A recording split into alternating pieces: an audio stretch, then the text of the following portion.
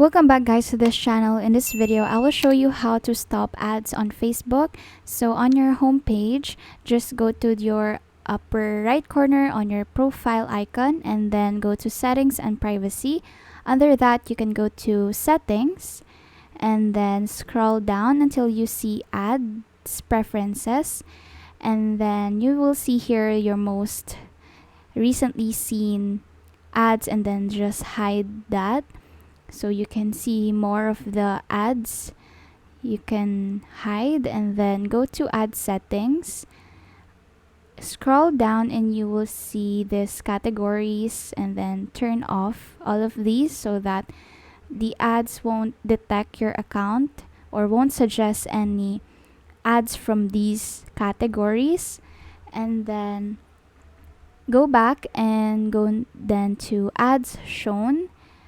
So here you will just turn that off so that you will not allow any ads to access your Facebook.